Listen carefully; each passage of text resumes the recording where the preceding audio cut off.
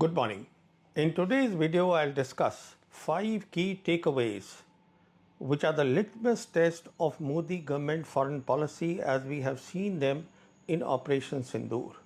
But before I discuss those 5 issues, it is necessary that we all understand the world that we are living in. It's a different world altogether.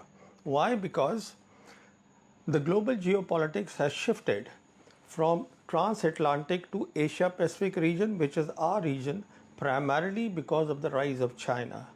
And the world today is a multipolar world. It has 3 great powers and it has 2 global governance systems with entirely opposite thinking. Let me explain all this very briefly. When we say a multipolar world, we are talking about all countries in the world today, and there are 193 countries under the United Nations, all nations, big or small, 193. Each aspires to have an independent foreign policy so that the nation can concentrate on development and prosperity of their people. So this is the multipolar world. Then we are talking of 3 great powers. They are America, China and Russia with 3 characteristics, a great power characteristics. One is a great power has the capability to influence events anywhere in the world. Next, it can look after its sovereignty all by itself. Next, there is no way that any country can coerce a great power to change its policy or change its thinking. That's a great power. So there are 3. Now I said there are 2 global governance systems diametrically opposite in their vision. One is the traditional one, which is led by America, and it has global north nations in it. This constitutes 20% of the world population and is the traditional thinking, balance of power politics, and it believes in a zero-sum game. That means either you win and I lose. It cannot be that we both win together. So that is one system. The other system is which has been created by 2 great powers working together, aligning their vision.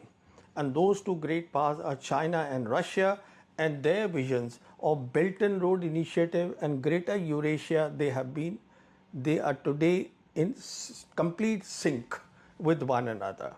And what they talk about is about development and prosperity. They talk about equality of all nations. They talk about indivisible security. They do not talk about zero-sum game security. In other words, no absolute security, only relative security. And these are the countries, as I said, talk about development and prosperity, and therefore the bulk of what used to be the third world countries, the global south, which is 80% of the world population, has gravitated towards this vision. So this is the vision which is popular, and the key mechanism or the key institution which will take this forward is BRICS. Now, we are also aware that 2 great powers, America and China, America believes it's in a biggest contest with China in this century, a geopolitical contest, again a balance of power thinking of the Americans, which they talk of as the second Cold War. So basically why these 2 countries are in contest is, as said by America, because there is in the 4th industrial revolution, which is led by artificial intelligence, these 2 countries can compete in the entire ecosystem. Now, as far as the trade war is concerned, President Trump keeps talking about a trade war. It's actually futile because the trade war has already been won by China. It is over. And why I say that is because China today is the biggest manufacturing nation in the world. 31% of global manufacturing happens in China. Then, out of 193 nations, 120 nations are primary trading partners of China.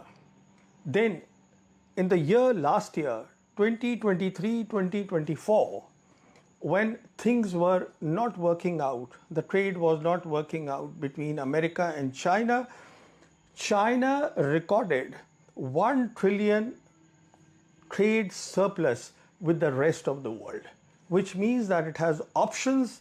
It has options in the global south besides America today. And the very fact that President Trump finally realized that his trade war talk of putting tariffs, reciprocal tariffs, is not working on China at all. The evidence is that both the countries today are talking with respect for one another, something that the Chinese wanted. So the trade war is over. The key issue is the tech war, the technology war that is going on, as I said, of the fourth industrial revolution. It's a long list. I will not go into that.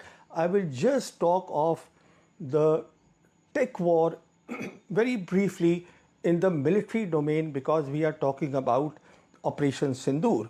So here are the things, each of them. What is done by China is a Sputnik movement in itself. The DeepSeek large language model, which is being used in warfare by China. Then China's PL-15 missile. Then China on 1st January 2025 is the first country to have tested the 6th generation aircraft prototype, that is J-36, the first fighter with 3 engines. So it will have more speed, it will have more thrust. That means this will operate in what is called the near space, where it cannot be shot down. And when we talk of near space, we are talking of altitudes from 20 kilometers up till 100 kilometers. Beyond 100 kilometers, space starts.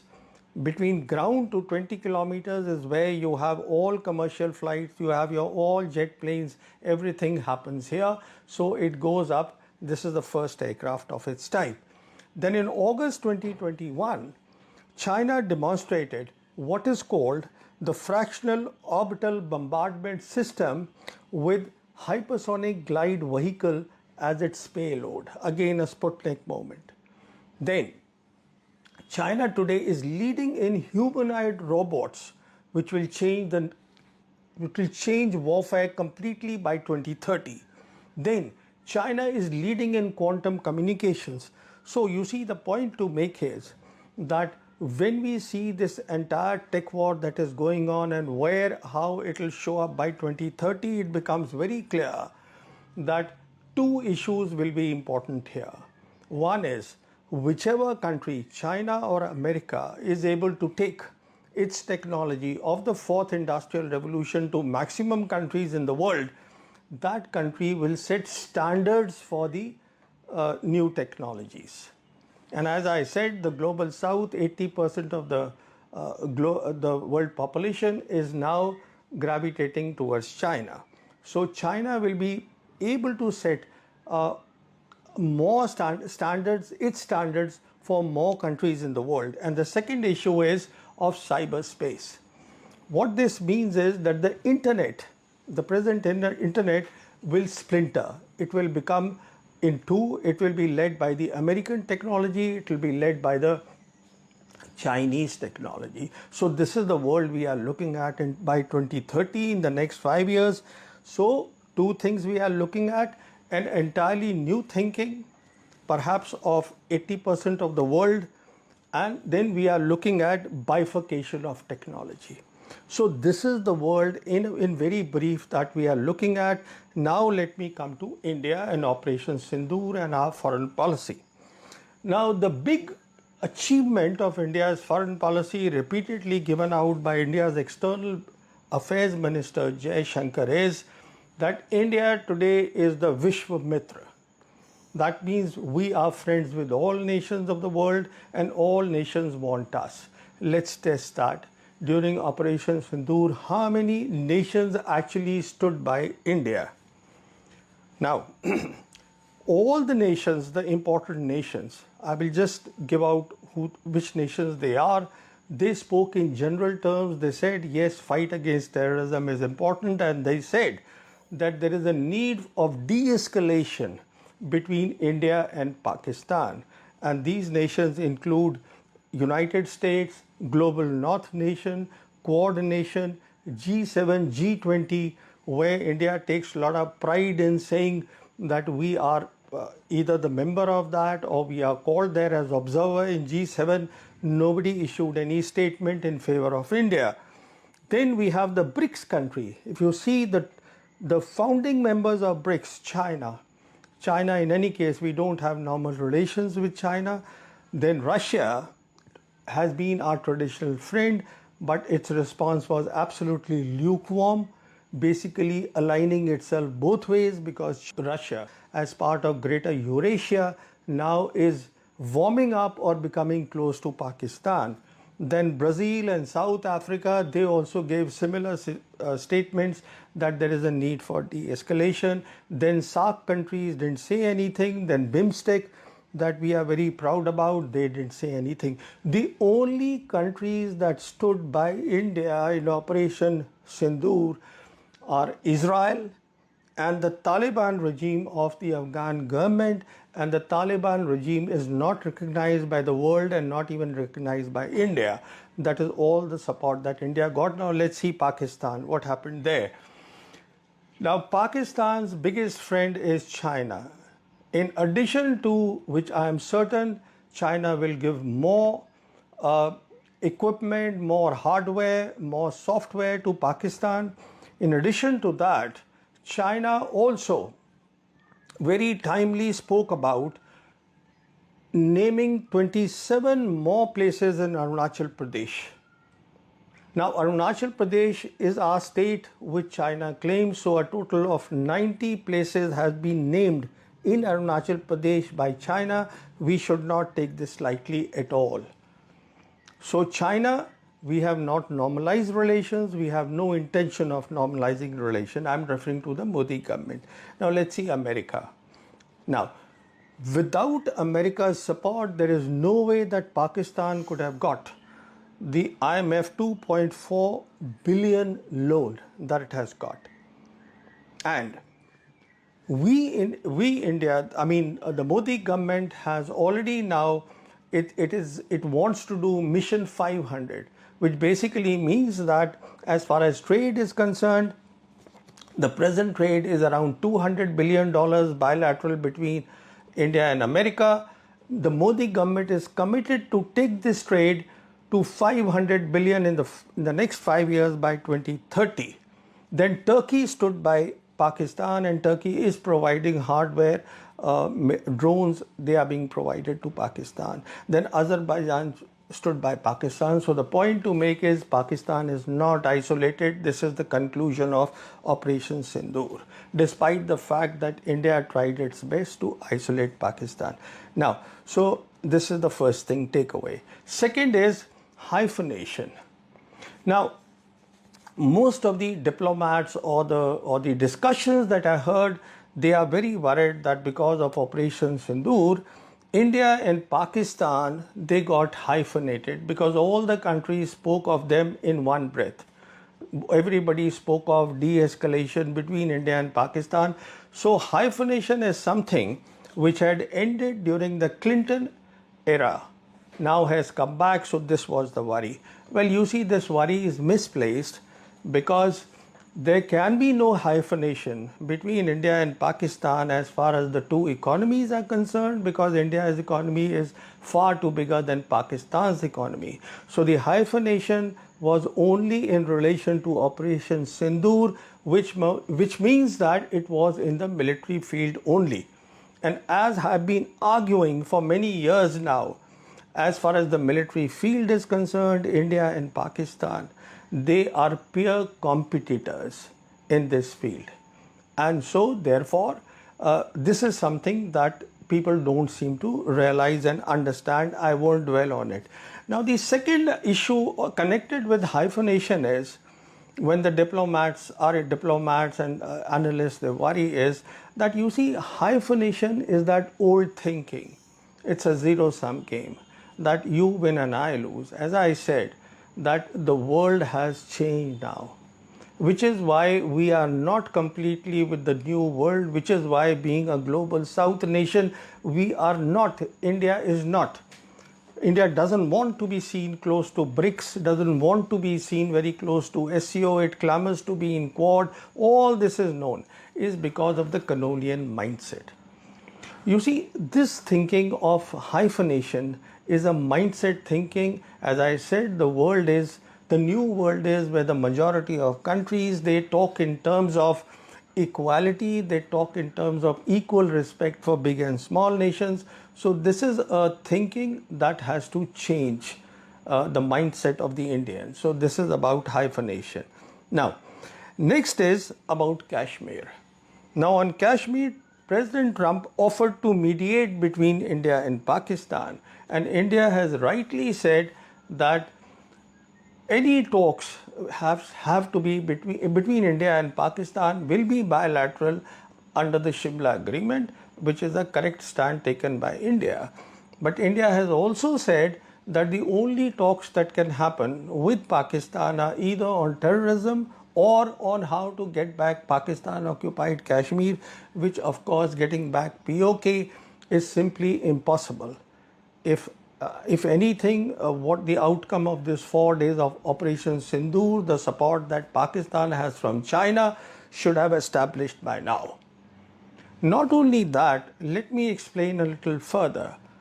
Because of 5th August 2019, India's action in Jammu and Kashmir, what has happened is, please recall, earlier, before this date, rather to be very specific, in 2010, when the Chinese Prime Minister Wen Jiabao came to India, their embassy very clearly issued a public statement saying that the disputed border between India and China is a mere 2,000 kilometers. At that time, Jai Shankar, the present External Affairs Minister, was India's ambassador in China. He was asked to comment on that, and he said, no, India's border with China is 3488 kilometers. So this discrepancy of 1488 kilometers is primarily in Ladakh. This is where it was, because as far as the Chinese were concerned, they were very clear, and this is the fact also, that there was no border between Ladakh and Xinjiang region of China. This was an open border always, right till when the Britishers were here.